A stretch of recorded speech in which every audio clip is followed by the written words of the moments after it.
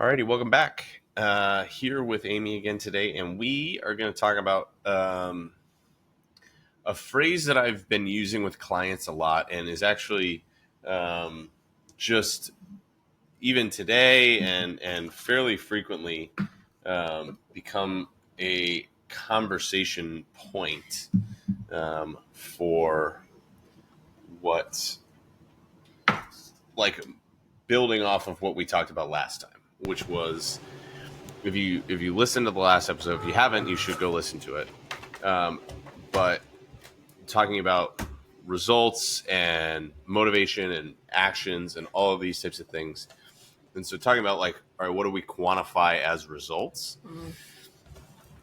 And expectations driving perception and perception driving reality, and that phrasing of what we're talking about. But the other piece of it is recognizing, like, what is a win? The easiest way to talk about this is through the lens of the scale, but we'll talk about a lot of other things throughout this episode. So the reasons why the scale might fluctuate overnight, there are 8 reasons. And so just to refresh your memory, or if you haven't heard them yet, there are 8 possible reasons why the scale might spike up overnight that has nothing to do with body fat. But I'm going to get into this in what we're talking about here. So reasons why the scale might go up overnight. It's one of 2 things. It's either water weight or food weight in your belly. Okay, so easiest 2 are the food weight in your belly. You ate more than usual, or you ate later than usual. Mm-hmm. Either of those things, there's just more food in your body, and you got to take a poop. The other reasons are all water weight. So if you had more carbs in your day than usual, carbs act like a sponge. They absorb water. Water equals spike on the scale. You had more salt than usual. Same idea, that you would be holding onto water. Oh man, I'm having a brain fart here. Oh my gosh. I know one of them that I always think about is your menstrual cycle, where you are in your hormonal cycle, fluctuate up, fluctuate down, based on where you are in stress. Your hormonal cycle. Stress. Thank you. That was going to be the thing. Welcome. So stress. That's why I'm here. Thank you. Yeah, man, I was having just a mental fart. I told Amy before we started, we're starting 15 minutes later than I planned to start, because I had to run and get my wife and son, because he was having a meltdown. He was a hero.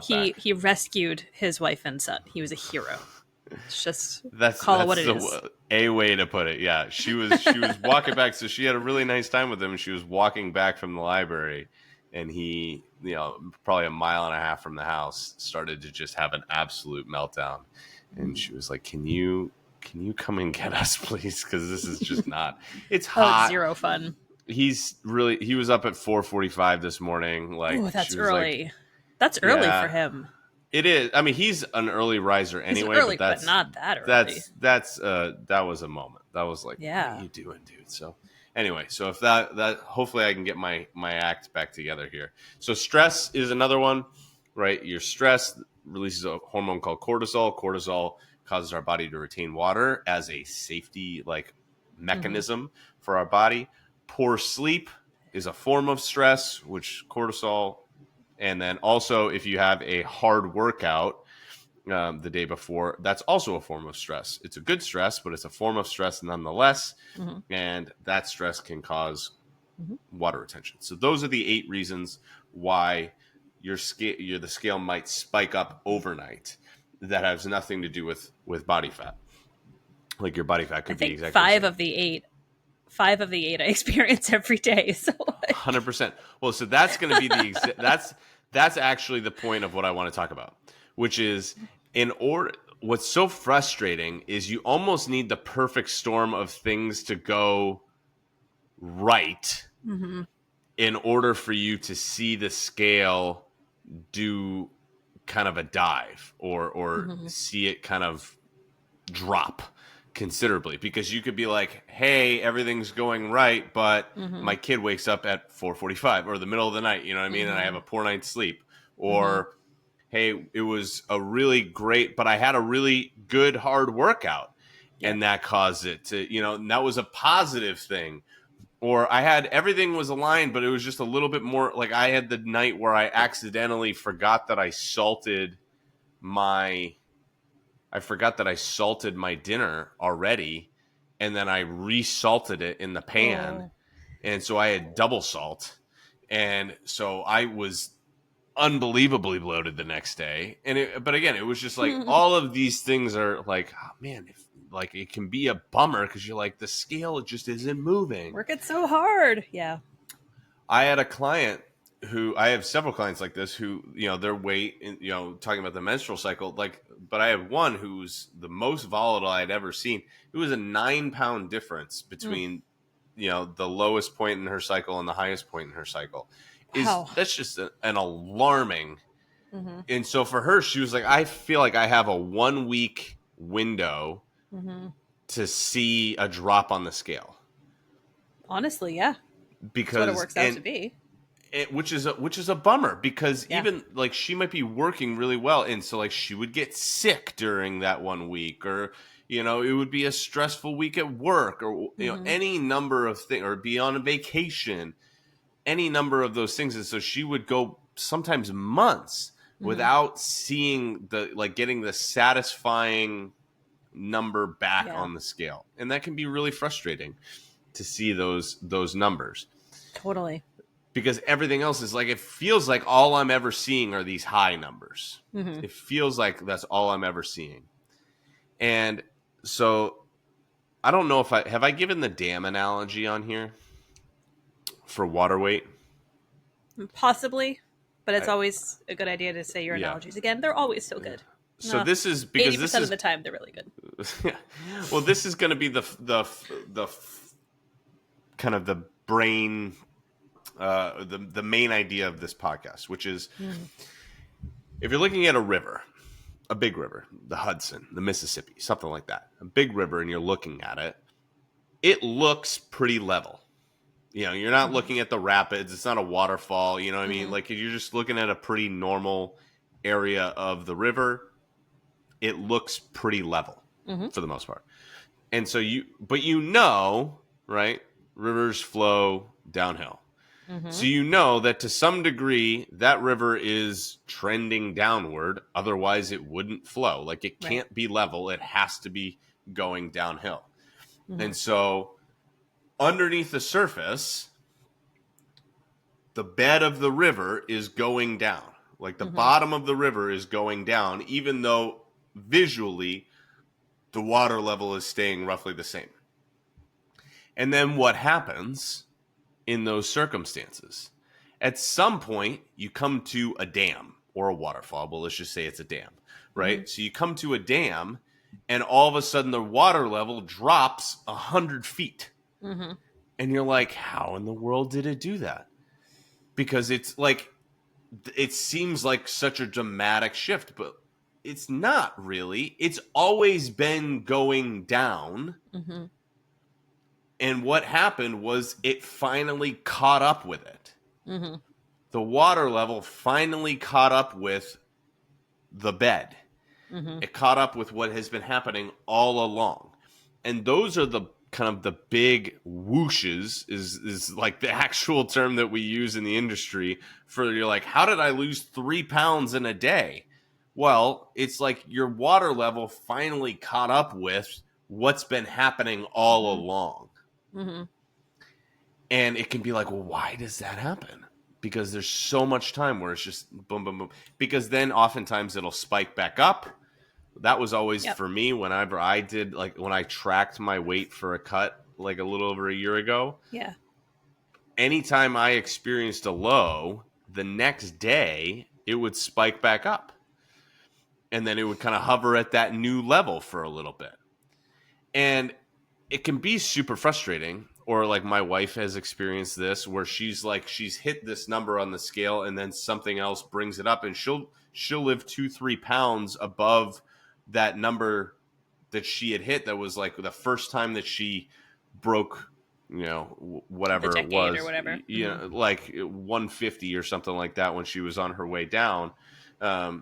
she's smaller. She's a smaller person in general anyway. But the first time that she broke that, and it was like a big threshold for her, the next day she spiked back above it. Yeah. She hadn't seen below 150 since before kids. Mm-hmm. She spiked back above it, and she lived above 150 for like 3 weeks, which sucks because you're like really tough. You worked so hard, and I was like, oh, I hit it, and then this feels like where I actually live. Mm-hmm. Like I'm actually 151, and I'm not 149. Mm-hmm.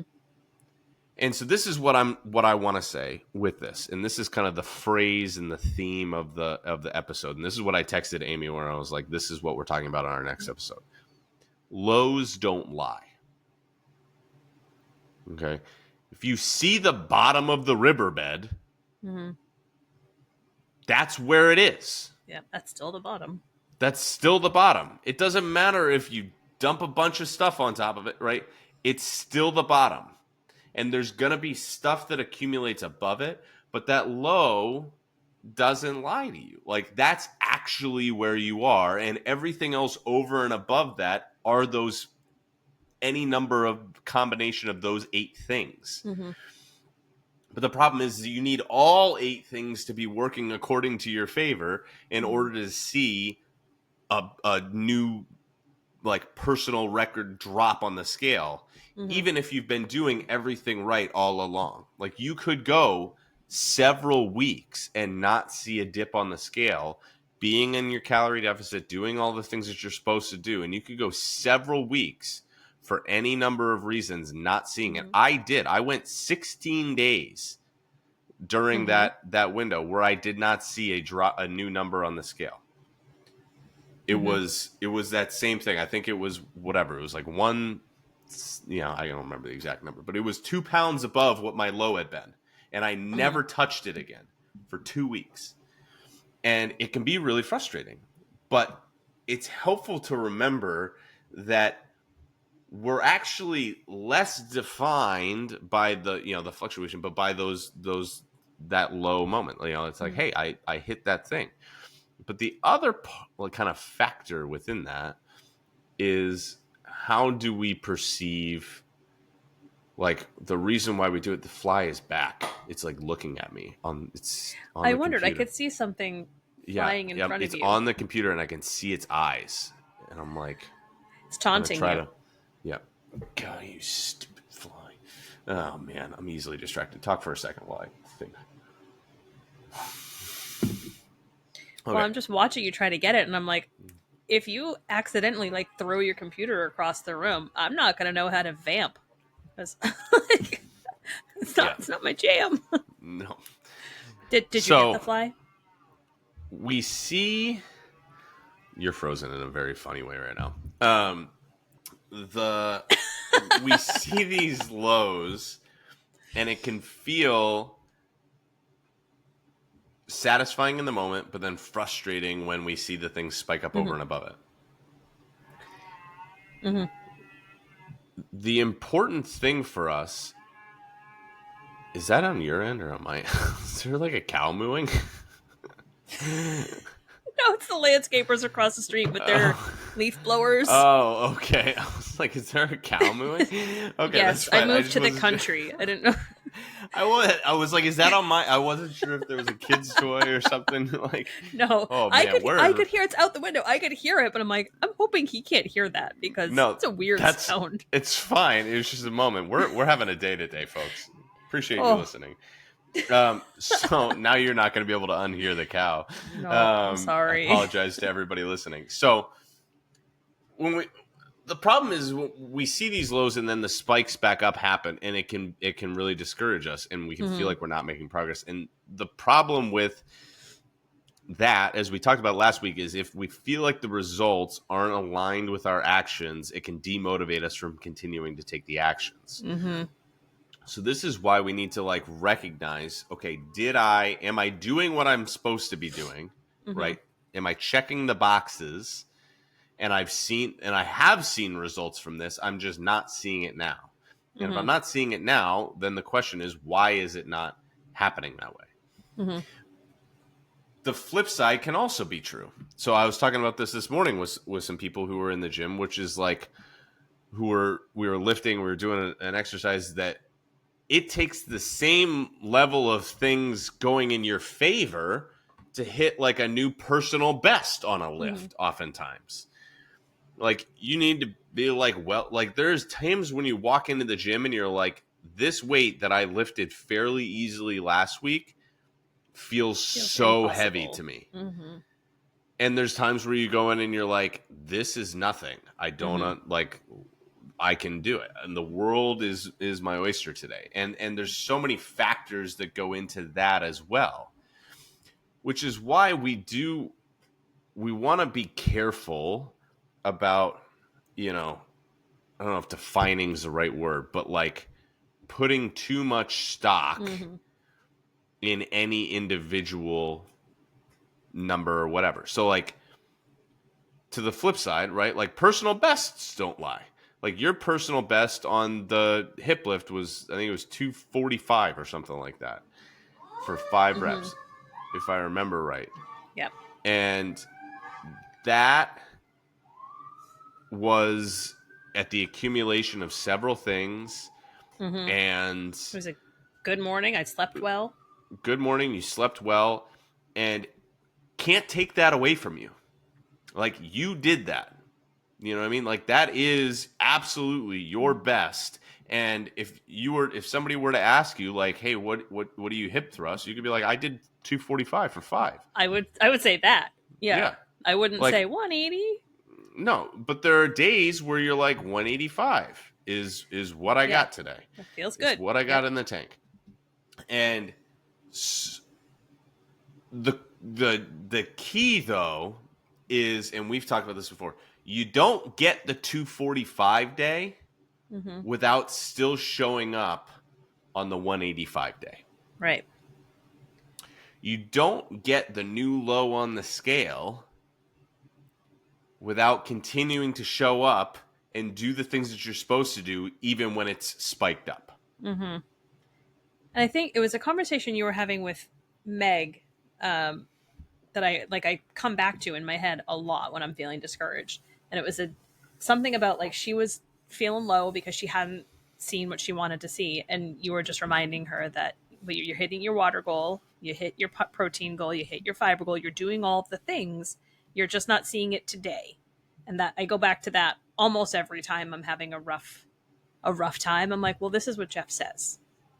And if he says it to his own wife, it's probably right. Yeah. Parenting is a really great example of this, right? Like we don't often get daily satisfaction from the things that we're doing. I'm sure that Meg was very satisfied by the trip home from the library. No, but like this is a great example of it, right? This one that we just had. So she had like a great morning with Levi. He was doing fantastic. He was listening great. They had a blast at the library. He was having a ball. He was like, Mom, this is the best day. Like I've had those moments. It's just fantastic, right? Yeah. He leaves and he's reading his books in the stroller and doing great. And then he finishes his books that he brought from the library, and he loses it because he's hungry, he's hot, he's tired. You know what I mean? Yeah. All of these external factors were impacting his ability to function. And now in the moment, that was hard. Like when I picked them up, like she was like, this sucks. And I was like, yes, it does. Like I feel for you. Like that is not a fun experience to have. However, it doesn't take away the fact that he was great for the vast majority of the day. And you guys did have a great day. It doesn't mean that it doesn't suck, but it also doesn't mean that it all sucked. Sometimes it's hard to remember the time before. 100%.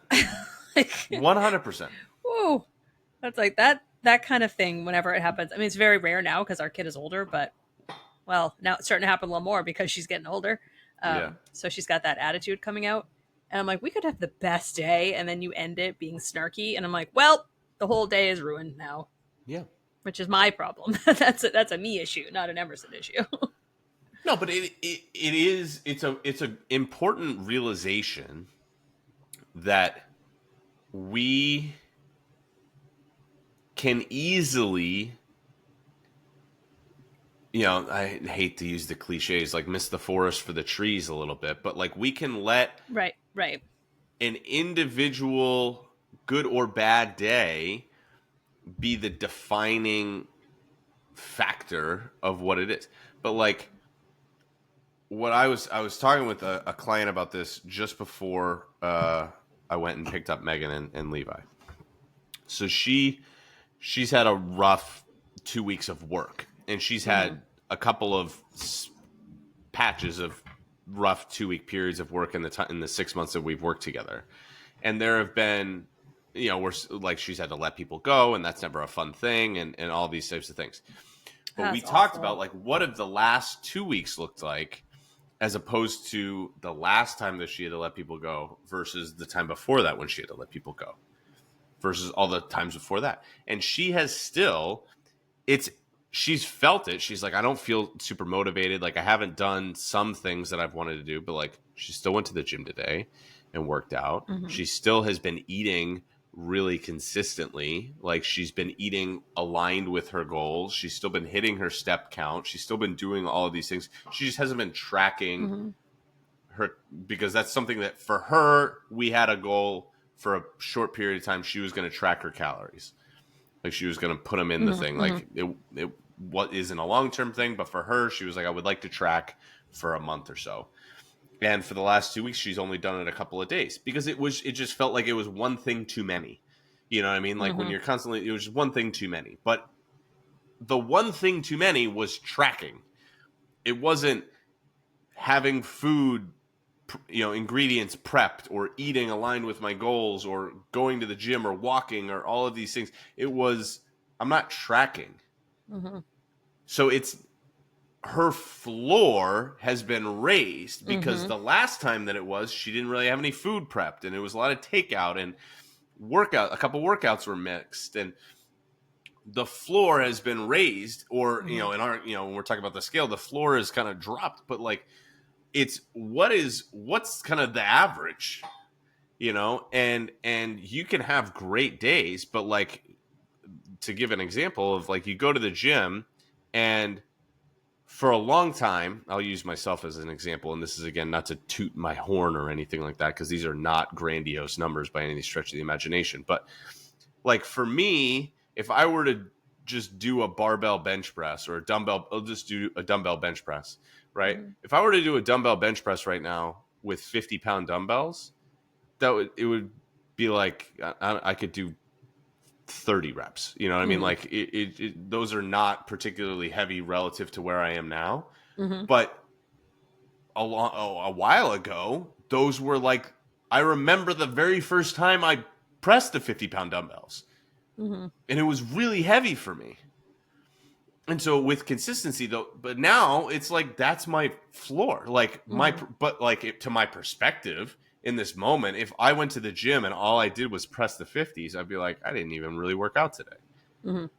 But that's all relative to where I was and where I am now. And so if you raise the floor, it might not be a new personal record to now, Jeff, but that doesn't mean that it's not anything, because it's a long way from where I was. And all we're trying to do is we're trying to raise, like, what's the worst day look like? What is a bad day in the in Jeff's fitness life? Like what would a bad day be for me nutritionally? And you would probably look at a bad day, like I could tell you what it was. It was 2 days ago. It was Megan's birthday. That was different. But again, there's a reason, right? There's a reason for this client. There's a reason. There's always a reason. There's a reason why Levi had a meltdown. It doesn't make it an excuse, right? But it's a reason, and we can't let reasons turned into excuses. we can understand why something happened, and that's important so that we can make changes, but we can't give ourselves just a pass for it. Even if it is, you know what I mean? Even if we are be like, all right, that's what it was. So it was Megan's birthday. So yeah, to some degree, I did just be like, we're just going to let this rip because we're going to eat what Megan wants to eat today, basically, you know? But I was going to try to do what I could to kind of be mindful of some things within that.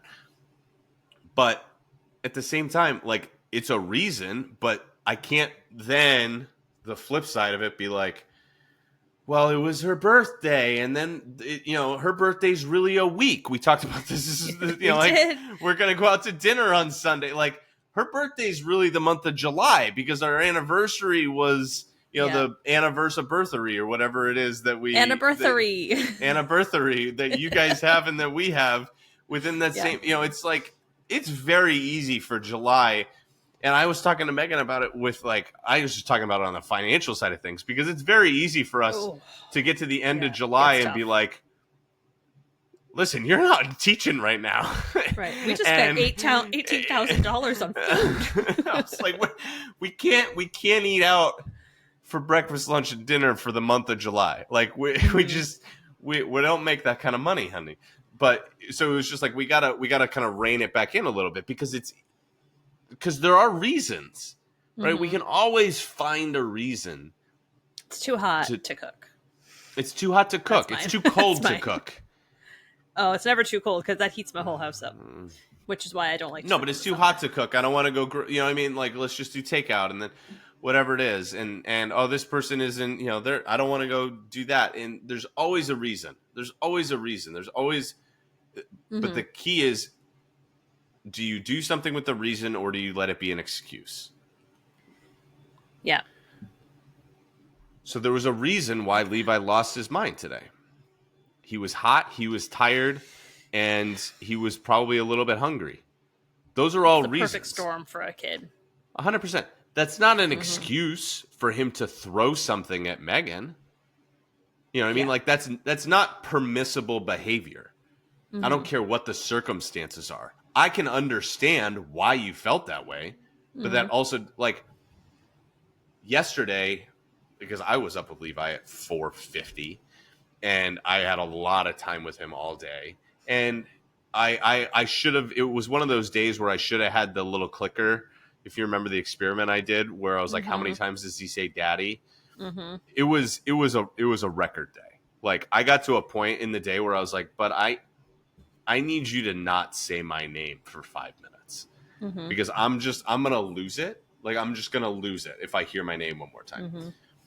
And so there was a reason for me to lose my crap on him. You know what I mean? Like, for me to, like, stop, like, knock it off. Like, there's a reason for me to do that. I didn't, thankfully. But that doesn't mean that I've never lost my mind. But that doesn't make it okay. It's not an excuse. There's a reason. Megan might understand why I did. He might even understand why I did. Yeah. If he's old enough. But that doesn't mean that he's going to forget that when he was 4 years old, Dad screamed at him. So we have to recognize the difference between reasons and excuses. So there might be reasons why the scale goes up and all these things. So when we bringing it back to this thought, because I'm going to take another sip of this. Scattered. Bring my brain back. You still there? Did I freeze? So,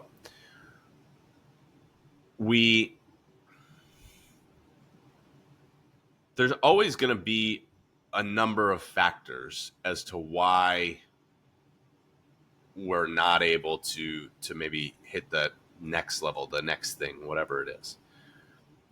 But we got to continue to show up kind of in the midst of that because there are always reasons. Oh, this is new one. The heart's coming out. So what did you do differently? Did you like? I accidentally made a heart with my hands. If you're not watching this, then you have no idea what we're talking about. Yeah. So, like, there was a reason why my client would have had a hard time sticking with their nutrition plan. right? There were external circumstances, but there's going to be other circumstances next week. Mm-hmm. It's like waiting for the right time. Like there's never a right time. Like there are better times. Like if there are short seasons where you're like, this is hard, Mm-hmm. but like there's gonna, like me waiting for the fall to do something. Mm-hmm. You're like, okay, that can make sense, but that doesn't mean that there's aren't gonna be new challenges in the fall. Right. Because to some degree, the summer has its challenges because our childcare has moved around and things like that. But the benefit is Megan's home Mm-hmm. to help more. The flip side of it, the fall comes, we have a little bit more childcare help, but Megan's not as available, and she's doing more photography stuff. And so there's always going to be something that's pulling at and calling at our attention. And so the question is, in the midst of those reasons, what is our baseline? What's our factory default mode? What's our, what do we do when things are really going sideways? So what does a bad day of eating look for Jeff, quote unquote bad day? What does an off schedule day of eating look like for Jeff? There were things that I still did on Tuesday that by my standard was a off schedule eating day.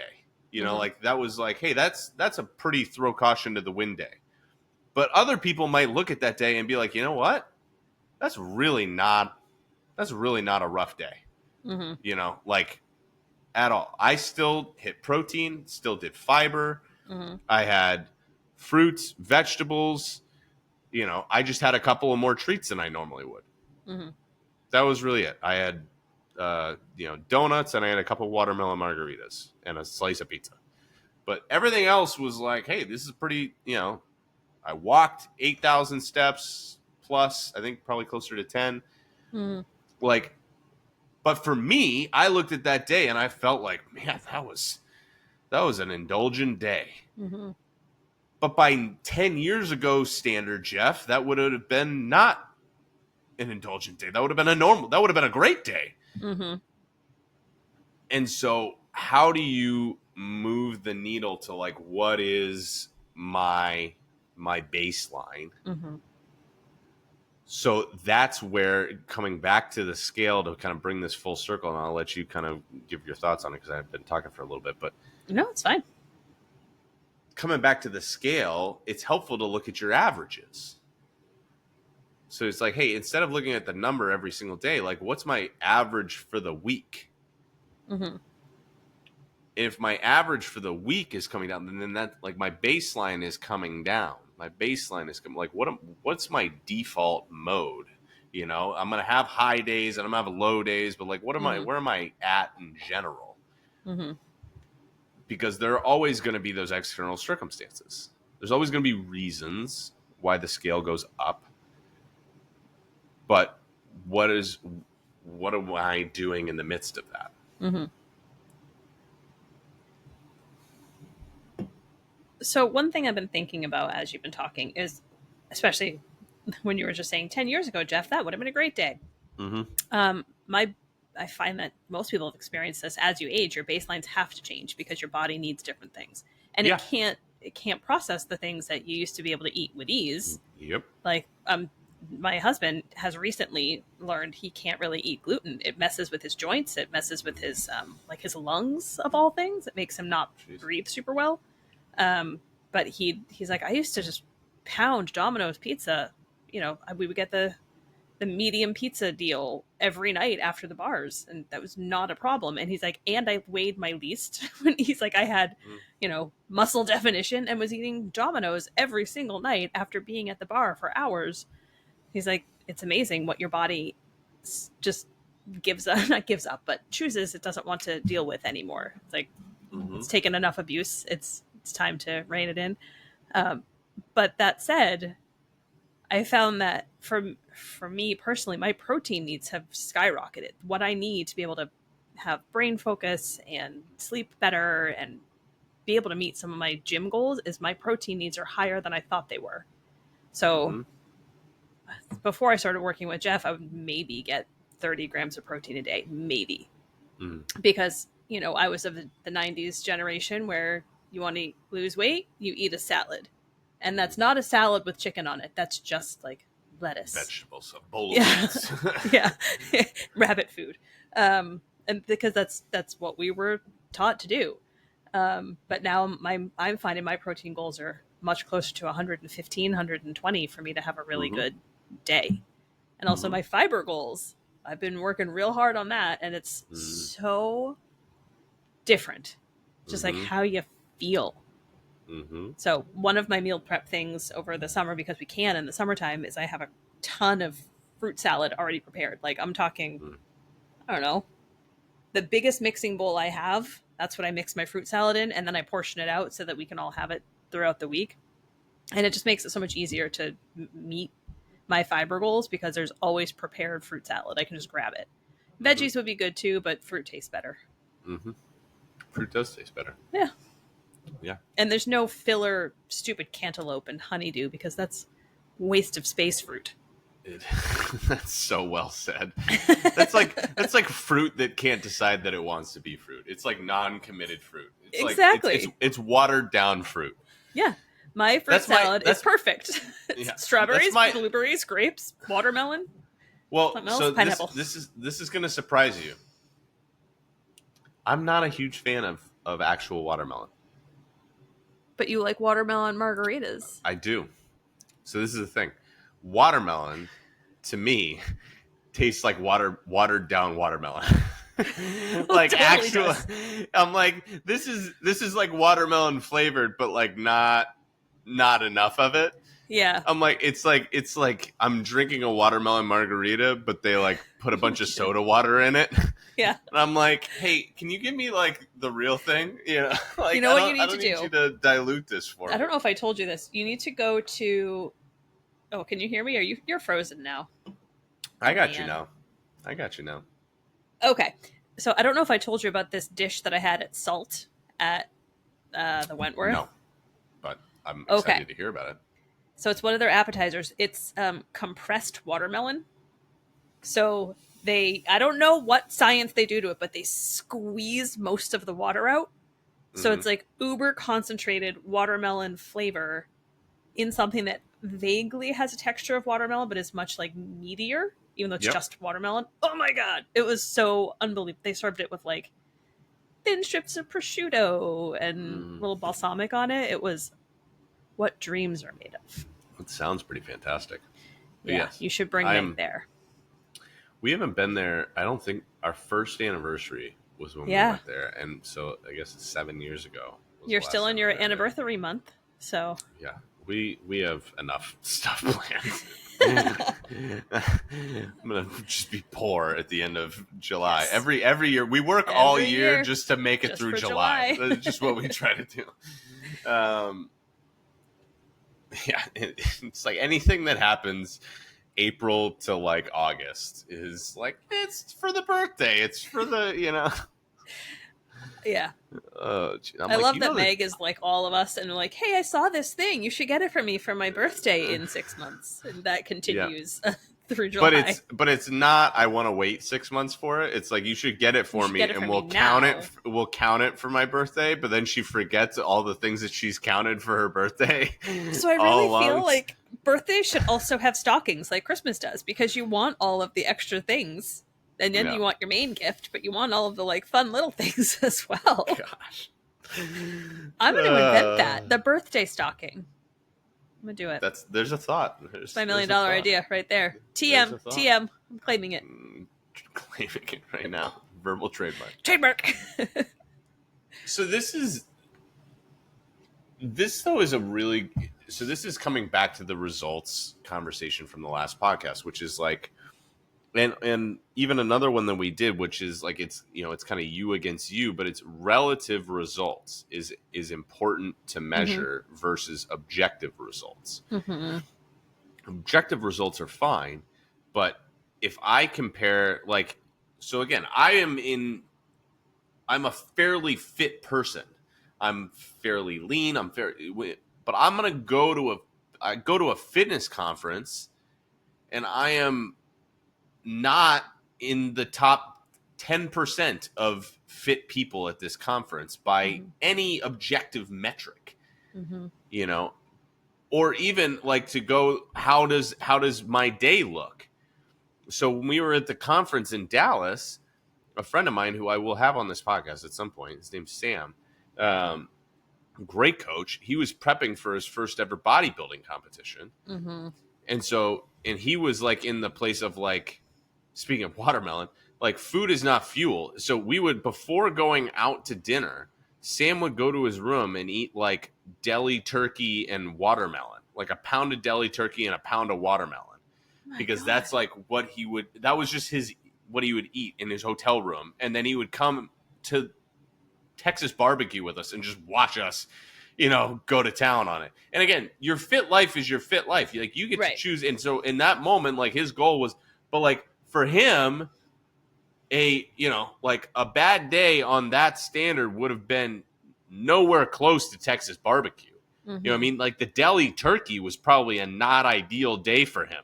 Right. You know that's what you could get while you're traveling. But that's what he could get when he was traveling. So like, that's what we're talking about. Like by his standard with what he was trying to do, like that might not have been great, but like that's his baseline. You know what I mean? It's like, I'm going to eat my macros exactly what they're supposed to be every single day. Like that's not a question for him.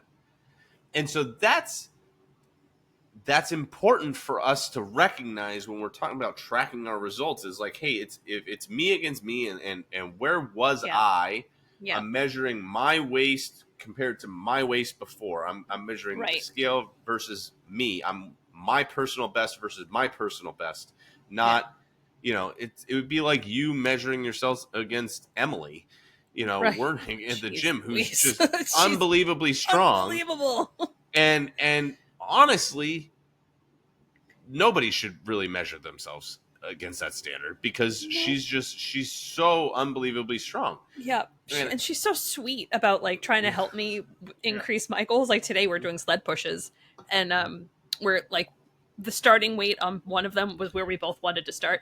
Sorry, it's where I wanted to be and where she wanted to add like 17 more plates to. She's like, no, you go ahead. No, you go. It's fine. She's like, I'll just add plates to whichever one I get. I'm like, yeah, I'm just not there. And I'm okay with that. It's not a goal for me. Well, and it's okay to like be driven by, inspired by external things, whatever. It's like, like, hey, I would like to lift like, look like, eat like, whatever. Like, it's okay to have that. But if you're only measuring your progress relative to those things, it's going to be disappointing fairly regularly when you do it. This is like when you have, because this is the final piece of it. If I have a specific number in my head, right? Like a weight goal in my head. Again, there's nothing necessarily wrong with that. But let's just say that my weight goal was 140, right? Because that's what it is for 90% of the women that I work with, right? It's like 140. Okay. Yeah. So, all right, 140 is the weight goal. And you're at 165 to start, right? 160 is a great first achievement. 150 is another great achievement. But you're always, if you're constantly focused on the objective goal, it's going to feel like all you're going to see is the gap. All you're going to see is like, I'm not where I want to be yet. And it's tough to do so when we're looking at our progress, we want to almost look at it in a vacuum. We want to look at it relative to itself, not relative to anything else. And that's difficult. And so that's why we want to all of this is about celebrating wins and having realistic expectations. And so like, don't discount a low because it goes up the next day on the scale. Don't discount a low because it's still not where you want to be. Don't discount a quote unquote bad day at the gym because you didn't lift as much as you did the last time, because all of those things are better than a previous version of you. Mm-hmm. If you're being consistent with it. Like, am I getting 1% better every day? Am I getting a little bit better every day? Mm-hmm. Yeah, celebrate the little ones. I remember when I was right before I traveled to Italy. So it was a long time ago, pre-kids. I was doing Weight Watchers forever because, again, child of the 90s. And I hit a decade that I hadn't seen before. Mm-hmm. So I celebrated by buying myself something for the trip. And that was such a switch for me because normal celebrations in my world always involve food. Like, yeah. Like every time we're celebrating anything, it's where are we going to eat to celebrate this thing? But this was, I get to get this new, like a travel pack or something because I just hit this decade that I hadn't seen, which is what we called it Weight Watchers because we didn't want to focus on the numbers. We just wanted to focus on that you were making these losses, not gains. But yeah, but that was something that I was like, that was new for me. I'm excited about that. If we discount those victories because they're not, we've talked about it, then it's going to be really difficult to stick with it. Oh yeah. So this is, and I'll wrap it up with this concept because this is, and I've made a lot of business analogies on the podcast to fitness, and I've tried to be fairly, open about that. So right now I'm having a conversation with a mentorship to potentially mentor other coaches with their businesses. Like it's something that I have a conversation it's ongoing. I don't know if it'll happen. I don't know if it's the right fit, whatever it is, but in order to kind of qualify, quote unquote, to be eligible to have this conversation, I had to hit a certain, revenue target for a period of time. Like for a 12-month period, it was like, hey, you got to make X amount of dollars in any 12-month period. And then, we can have a chat. And this has been something that's been on my mind. Like, I think that this is, whether it's with them or at some point, I think that this is something that is in the cards of something that I will do within the industry at some point. Right. I did the online thing that I really enjoyed, the fitness conference that I did the presentation for. Yeah. I like the idea of the impact that I can have. Scalability sort of thing that's not hiring a bunch of coaches to work for me, but like helping other coaches help other people, basically. Because there's only so many clients that I can take on, but I can help another coach help 30 people, 50 people, something like that. So I like that idea. It is something that I have been chatting with the guy who runs this mentorship for a couple of years about this. Like, hey, what do you think? And I was doing my end of quarter stuff at the end of June, just like, hey, where are my numbers at? What, how would the quarter go, et cetera. And I looked at it and I realized I had hit that target for the first time. I had hit that in 12 months. I was like, oh, that was really cool that I did that.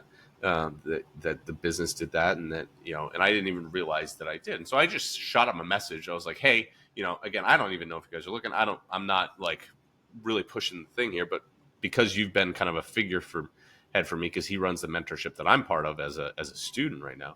I was like, also just as a win, like I hit this target, like pretty cool. The last 6 months or the last 12 months. And he's like, oh, that's really awesome.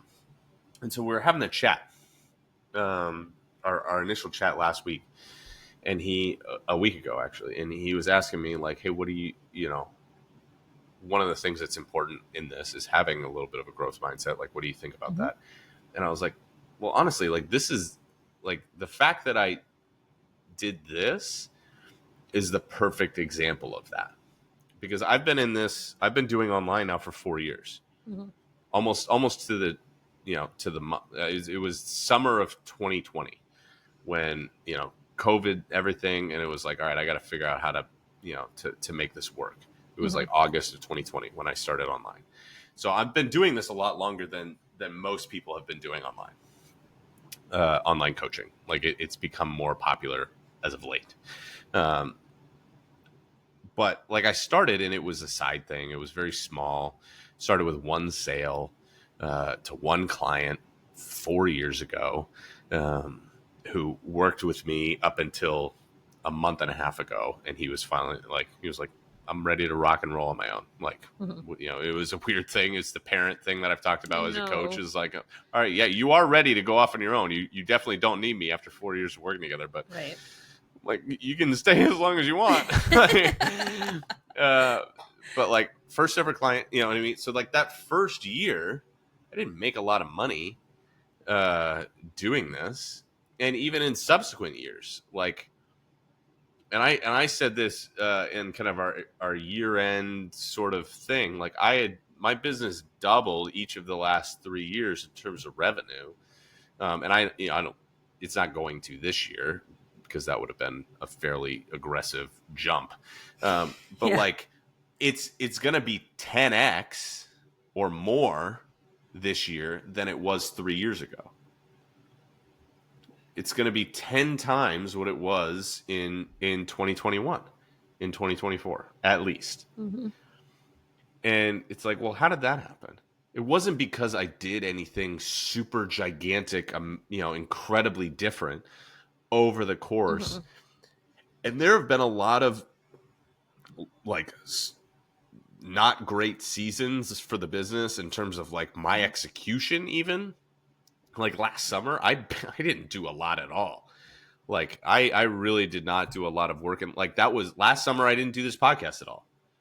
I didn't record it all last summer because I like just couldn't, I just didn't really work a lot. And so there was a lot of reasons why I might not have worked as much as I should have, or done as well as I could have, or whatever it is. But all that I kept doing was like, I just kind of kept showing up and be like, all right, let's just do a little tweak here. Just try to get a little bit better at this. I haven't done anything different really in the business in 4 years. Like I've done some things a little different, but like the nuts and bolts of how to run my business are basically the same. Like the same thing with coaching, like teaching classes. It's like my classes look different now than they did 4 years ago. If you were to come and take a small group class with me, it doesn't look dramatically different, but it looks slightly different. But it looks different enough because I just made small changes. Every month, every couple of months when I'll do this a little different, do that a little bit different. And those small changes, 1% every single time. So now like my baseline, my worst day of coaching a small group class is probably better than one of my best days when I first started. Yeah. Like I could have a day where I'm just like, and I can do it. And now the challenge is not to be complacent in that, but like I could show up and like not even have a plan, and I could put together the workout on the fly. And I could coach it with my eyes closed and not even paying attention to what's happening. I could run my business on like 5 hours a week, 6 hours a week, like just coach my clients and post a couple pieces of content, and that would be the thing, right? Whereas to do what I'm currently doing 3 years ago, it took me a lot.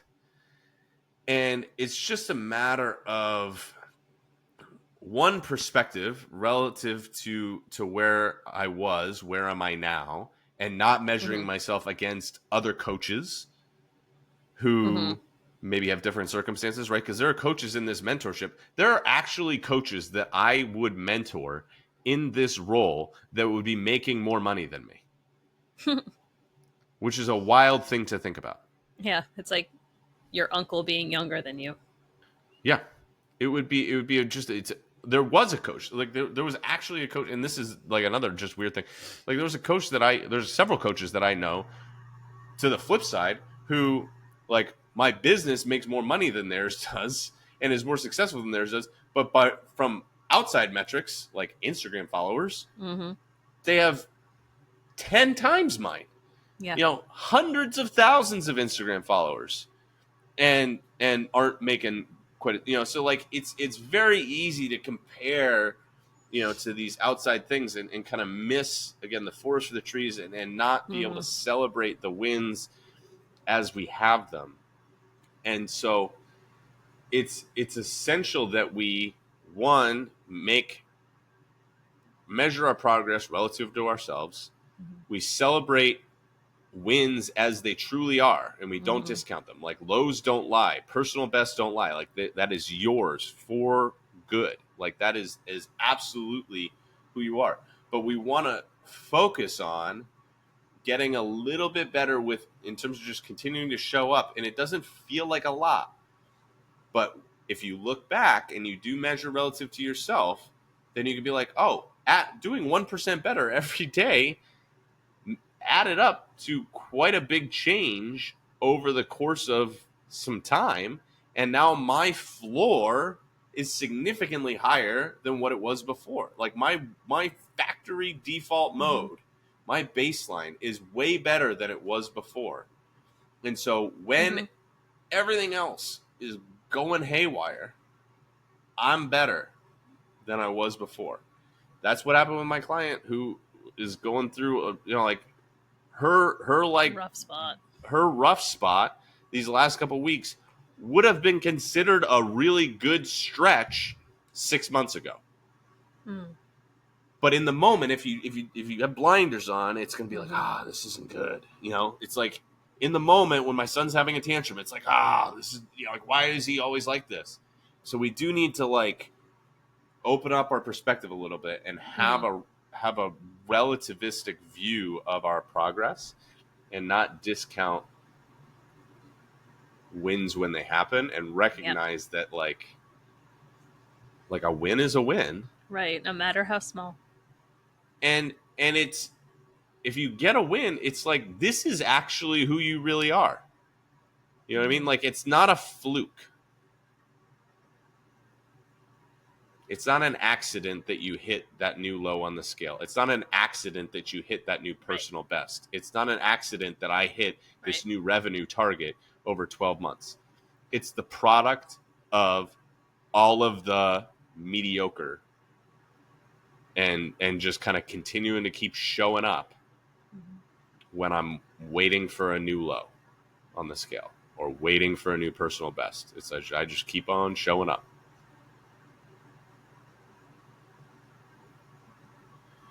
Boom. We made it happen. Well done. Look at you. Very shoddy internet connection and flies flying around and running late. We made it happen. We did. Well, I appreciate y'all listening. If you don't already, subscribe to my email list. You can just go to my website, jeffdolzelfitness.com. He dropped some real gems in those emails, so you should totally follow that. I'm a big fan of these emails. And there is, on the never-ending list of things that I want to do for my business, there's plans for more emails coming. But right now it's just once a week. So once a week. Check it out, and we'll talk to you soon. Bye.